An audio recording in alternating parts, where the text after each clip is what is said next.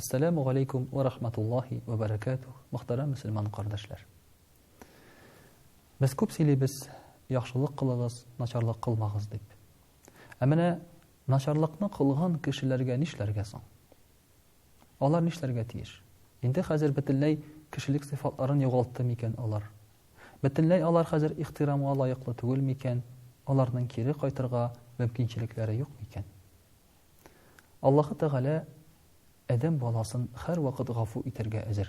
Хәтта ул әйтә: "Әгәр дә Адәм баласының гынахлары ди, җир белән күк арасын тутырсалар, һәм Адәм баласы миннән гафу сораса, мин аны гафу итәм" ди. Чыннан да гафу итү дигән нәрсә бар ислам динендә. Һәм Аллаһ Тәгалә гафуны кабул итә. Ул гына түгел, мәсәлән, без үз арада бер-беребезне гафу итә белергә тиешбез. Пәйгамбәрбез саллаллаһу алейхи ва саллям әйтә: "Тәүбә ди, ягъни гынахны бетерү дибез шулай бит. Тәүбә ул үкенү һәм гафу сорау ди. Менә кай чагында без тел белән гафу сорыйбыз, ә күңелебездә үкенү юк. Кай вакытта үкенәбез, ә тел белән гафу сорый алмыйбыз. Мәсәлән, мөхтәрәм кардәшләр, берәр кеше алдында начарлык эшләсәк, балабыз, хатыныбыз, иребез, түрә, урандагы кеше, туганыбыз алдында без киләбез дә гафу ит инде. Ялгыш эшләдем, мин алай бүтән кабатламыйм дибез. Ә менә күңелебездә бернинди үкенү хисе юк. Бу гафу үтенү дөрес түгел. Мондый гафу Аллаһ Тәгалә тарафыннан кабул ителми. Кай вакытта үкенәбез эшләгән начарлыгыбызга, үз-үзебезне кая куярга белмибез. Төннәр буе йоклый алмыйбыз.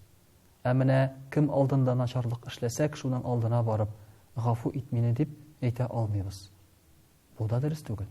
Сез әйтерсез, нишләп инде дөрес түгел? Ул бит инде булай да үз-үзен җәзалый, үз-үзен газаплый, үкенүләр белән, йоклый алмаулар белән, кеше күзенә күренергә оялу белән дисез.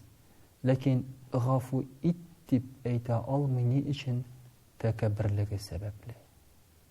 Ул теге кеше алдына барып, түбәнсенәсе килми. Үзенең хаксызлыгын таныйсы килми.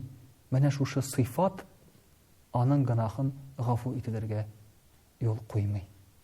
Менә шулай итеп, мөхтәрәм кардәшләр, ислам дине, әгәр дә сез гафу итсәгез ди, әгәр дә шушы хатагызны сәтәсегез килсәгез ди, ике сыйфатны да бергә кулланырга куша. Эчке яктан да үкенергә һәм телең белән килеп гафу ит дип әйтергә. Менә шушы үкенү һәм гафу ит дип әйтү безнең күбебезнең мөнәсәбәтләрен тигезләргә, дәресләргә ярдәм итәр иде. Бар бит, мөхтәрәм кардәшләр, инде еллар буе бер-берсе белән сөйләшмәгән, аралашмаган кешеләр, туганнар. Хәтта алар нәрсәгә үпкәләшкәннәрен дә хәзер белмиләр, аңламыйлар. Хәтта, мөхтәрәм кардәшләр, хаклы булган очракта да гафу ит дип әйтергә туры килә, араларын төзәтеп җибәрер өчен. Һәм теге кеше үзе дә белә бит инде, үзенең хаклы түгел икәнен ул сиңа үзе дә шулай дип әйтәчәк.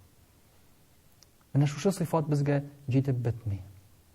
Шушы начарлыкларыбызны төзәтсәк, әгәр дә без тәүбәләр кылсак, үкенсәк, алар ул гынахларыбыз бөтенләй булмаган кебек булыр. Пәйгамбәрбез саллаллаһу алейхи ва саллям әйтә: "Кем тәүбә иткән ди, алды бөтенләй гынах кылмаган кеше кебек булыр" ди. Бит Пәйгамбәрбез саллаллаһу алейхи ва саллям шуңа күрә әйтә дә: "Һәрбер адәм баласы да хата кыла ди, ләкин шушы хата кылучылар арасында иң хәерлесе үзенең хатасын танучы һәм төзәтүче" ди. Менә без дә үзебезнең мөхтәрәм кардәшләр хаталарыбызны күрә, таный белсәк, төзәтә белсәк, дөрес итеп тәүбә итә, үкенә белсәк, алар безнең юкка чыгар. Аллаһ Тәгалә дә, кешеләр дә безне кичерә белер. Чөнки камил затлар юк. Камил затлар, ягъни бөтенләй генә кылмаучылар, алар фәрештәләр.